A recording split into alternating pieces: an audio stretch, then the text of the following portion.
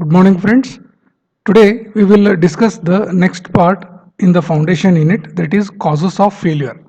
We are going to discuss this part. So, in the previous classes, we have discussed about introduction to foundation, functions of foundation, and the next is requirement of good foundation. These things we have covered.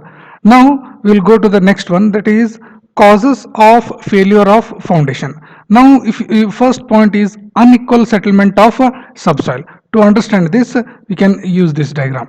Okay, so here you can see unequal settlement of subsoil. What is happening here? Here there is a firm ground. Okay, here there is a firm ground, here there is a weaker ground. Okay, here there is a weaker ground. Okay, now in this part, what is happening here? The foundation settlement is not there. Here the foundation settlement is not there, but what is happening here? Here the foundation is little bit settling. Here the little bit settling. That is one of the failures in the soil. One of the failures. Okay, now unequal settlement of the soil leads to what? Unequal settlement of leads to cracks in the building. Cracks in the building, structural components, rotation. Unequal settlement of the soil may be due to eccentric loading, unequal load distribution, and non-uniform nature of soil. So from this you can understand here. So there is a foundation, and here firm ground, here weaker ground or poor ground. So here the cracks are going to come. Here the cracks are going to come.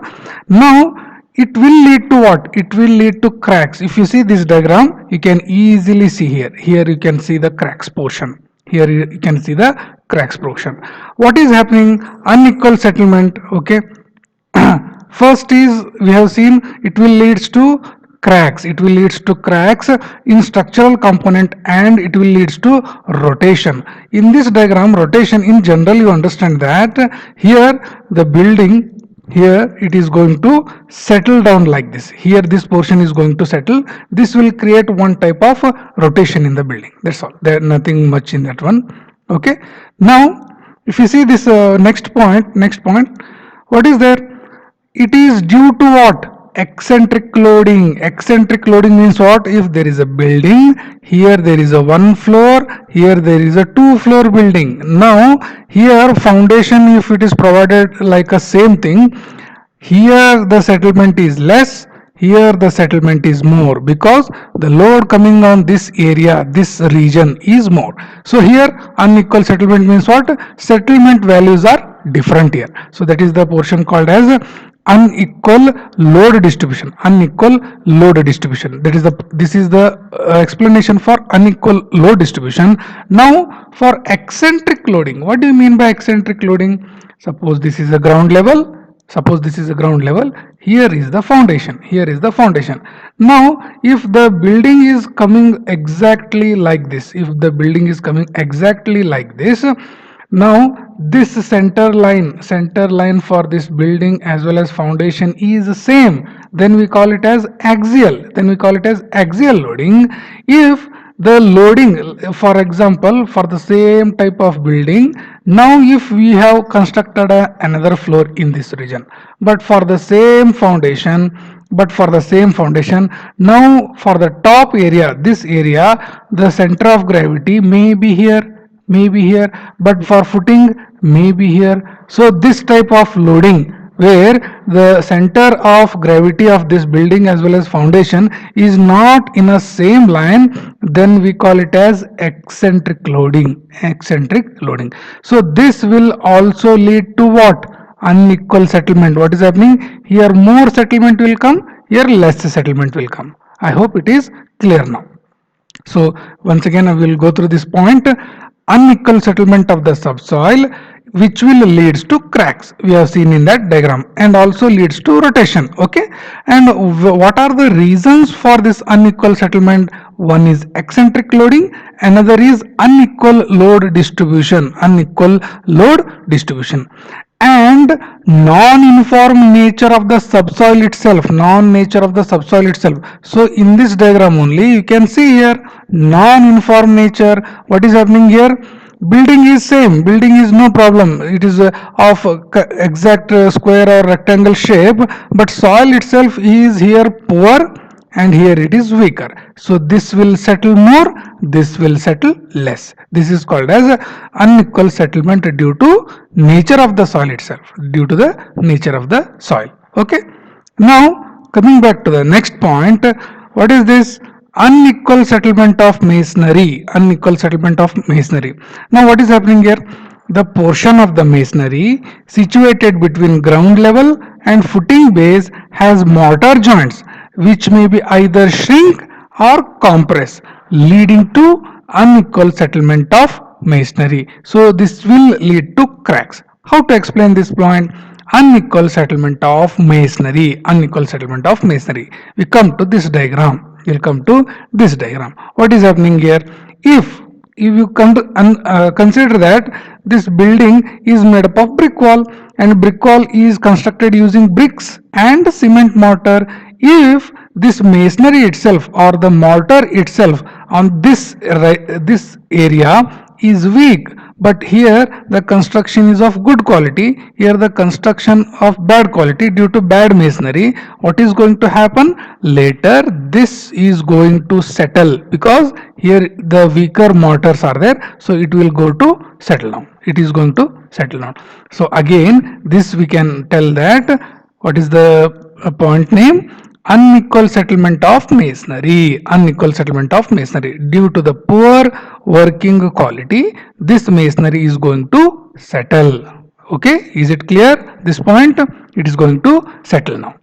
Now what is this? Subsoil moisture movement. Subsoil moisture movement. When the water table drops down, shrinkage of the subsoil takes place. Due to this, footing get cracks, resulting in cracks of the building. Okay, so now come back to this diagram. Subsoil moisture movement. We have seen some type of the soils will shrink and expand more when there is a moisture movement. Here if you consider it is a clay soil, if it is considered as a clay soil or any soil which absorbs water more, what is going to happen? When water table, let us say it is, this is a water table, okay. Now during the rainy season water table will start raising. Okay, when it comes near to the foundation area, what is going to happen here? The soil will be expanding, this will expand. So now expansion will create some pressure here, pressure here. Okay, now when during the dry season water level will again fall down, so it is going to become dry, and during dry condition soil will shrink more, means if there is a some volume of the soil, when water is added, when water is removed, means what, in drying condition or in summer condition volume of this soil may shrink. So if this soil is going to shrink, foundation is going to come down, so it is also leading to the failure of the foundation as well as structure itself. So 3 points: unequal settlement of the soil, moisture movement, and unequal distribution of the loads itself. Okay, 3 points. Okay, now we come to the fourth point. What is this? Lateral earth pressure on the walls. The walls transmitting the load to the foundation may be subjected to lateral pressure from the pitched roof of an arch or an wind action. Due to this, the foundation will be subjected to movement. Now let us say this is a building. Let us say it is made up of pitched roof means we have two types generally. One is RCC, which is generally flat. Another is tiled roof, something you have heard, no, Mangalore tiles or sheets roof. They generally constructed like this. One side maybe height is increased, second side little bit height is decreased. For what reason they have constructed like this? This will drain away the rainwater. In some other cases, central portion is raised, and like this both way it is sloping. This type of roofs are called as pitched roof. It's called as pitched roof. What is happening in pitched roof? If you see this diagram, this sheet and this sheet, or you can say this roof, will push this wall like this, and this will push this wall like this. So whenever horizontal force is applied, we generally call them as what? Lateral pressure. We call them as lateral pressure. So what is the point? Lateral pressure on the walls. Lateral pressure on the walls. Suppose, so we have seen this pitched roof. What is an arch? If like this is the structure, if this is like a structure, we call them as arches. We call them as arches. So here you can see a road bridge or something like that under some river or some small water body is there. So over that you have constructed a bridge. Generally, if you can see, this is called as arch structure. So here also lateral pressure is exerted on the walls. Lateral pressure is exerted on the walls. And wind action, if there is a tall building and wind is blowing in a high speed, so wind is blowing in a high speed, so this will also create what? Lateral pressure. So lateral pressure is nothing but the horizontal movement. So what is happening here? Due to this, what is happening? If you see this point, due to this lateral pressure, the foundation will be subjected to movement. So obviously below here foundation is there. Suppose this wall is creating pressure like this, this is also a pressure increased here. This is also pressure increased. Okay. So whenever load transfer is on vertical direction, more stable. Whenever the load transfer a little bit in a horizontal direction, then that may be in resultant. Resultant may be like this. If this is horizontal, vertical, so resultant may come like this. So this will create what? One different type of load on this foundation. So again this will lead to failure of the foundation. I hope this point is clear. Lateral pressure, what are the causes? That is pitched roof, arch, wind action, and it is going to subject it to movement. So it is going to subject this movement. I hope it is clear now. Okay. So what are the points? Unequal masonry settlement, unequal settlement of subsoil, moisture movement in soil, okay, lateral pressure on the walls.